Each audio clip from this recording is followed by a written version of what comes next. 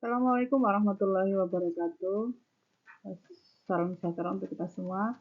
Pada kesempatan hari ini saya akan memberikan presentasi sedikit pada mata kuliah Inovasi Pengelolaan Lembaga Pendidikan Islam dengan materi Strategi Pendanaan dan Keberlanjutan Inovasi Pendidikan Islam.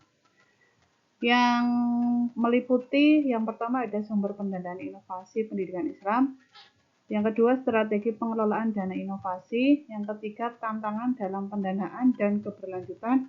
Dan yang terakhir ada peran manajemen dalam pendanaan dan berkelanjutan.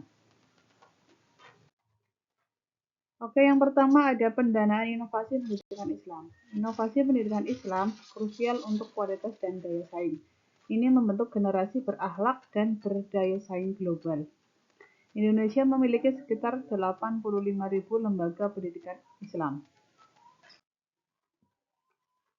Sumber pendanaan meliputi sektor pemerintah. Yang pertama ada APBN melalui Kemenag, alokasi khusus Direktorat Jenderal Pendidikan Islam. Yang kedua ada program afirmasi, meliputi beasiswa LPDP bagi dosen, PTKI, dan revitalisasi madrasah. Yang ketiga ada dana DIPA, yaitu anggaran rutin untuk madrasah negeri dan PTKI. Dan yang terakhir ada fakta anggaran Kemenag 2023 mencapai 67,5 triliun sebagai besar untuk pendidikan. Sumber dana non-pemerintah meliputi siswa, yaitu zakat, infak, sedekah, wakaf, memiliki potensi zakat nasional hingga 327 triliun. Itu data dari Basnas pada tahun 2023. Yang kedua ada filantropi swasta, yaitu dari yayasan pendidikan, donatur individu, dan alumni. Yang ketiga ada CSR perusahaan, contohnya program digitalisasi madrasah oleh perusahaan telekomunikasi. Aset wakaf tanah pendidikan lebih dari 200.000 hektar, seringkali belum produktif secara optimal.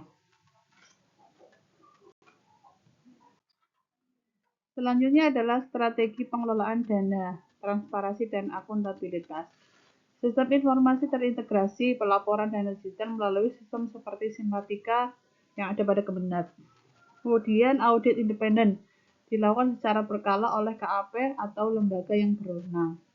Yang ketiga, laporan keuangan publik, aksesibilitas informasi keuangan bagi semua pemangku kepentingan.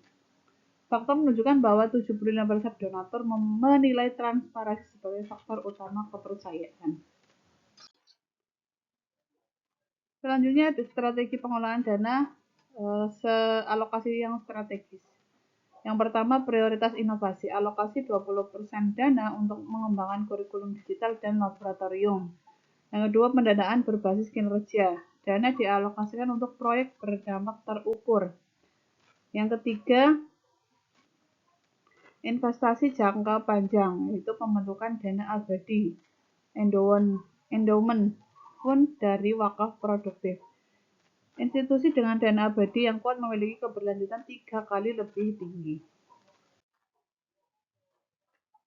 Kemudian strategi pengelolaan dana selanjutnya diverifikasi dan pengukuran dampak. Portofolio investasi dengan dampak gabungan instrumen risiko rendah dan menengah, contohnya obligasi syariah.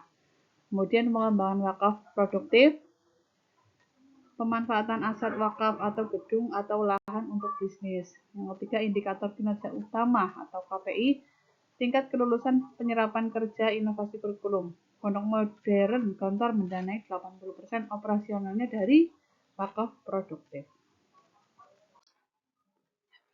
Kemudian tantangannya, yang pertama keterbatasan anggaran nasional. Alokasi pendidikan agama seringkali terbatas. Yang kedua, volatilitas filantropi, sumbangan sukarela fluktuatif tergantung kondisi ekonomi.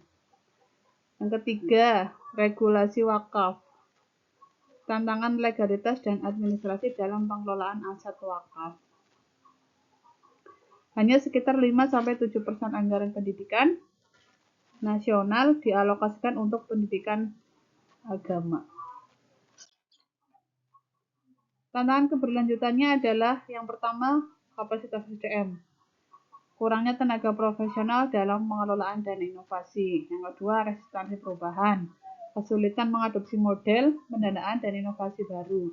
Yang ketiga, pengukuran dampak, kesulitan mengukur ROI sosial dan keberlanjutan inovasi. 40% program inovasi gagal berkelanjutan karena perencanaan keberlanjutan yang lemah. Kemudian peran manajemen katalis inovasi dan keberlanjutan. Yang pertama, kepemimpinan visioner, merumuskan visi inovasi yang jelas dan menarik donatur. Yang kedua, tata kelola kuat, membangun sistem internal, kontrol, dan good governance. Yang ketiga, peningkatan kapasitas, pelatihan SDM dan dalam fundraising dan manajemen risiko. Yang keempat, jejaring dan kemitraan, membangun hubungan strategis lintas sektor. Institusi dengan tim fundraising khusus rata-rata menghimpun dana 2 kali lebih banyak. Kesimpulannya adalah pendanaan inovasi adalah investasi vital bagi kemajuan pendidikan Islam. Yang kedua, kombinasi sumber dana, pengelolaan strategi, dan peran manajemen adalah kunci. Kolaborasi lintas sektor esensial untuk mengatasi tantangan. Dan yang terakhir, untuk masa depan pendidikan Islam yang adaptif, relevan, dan berdampak.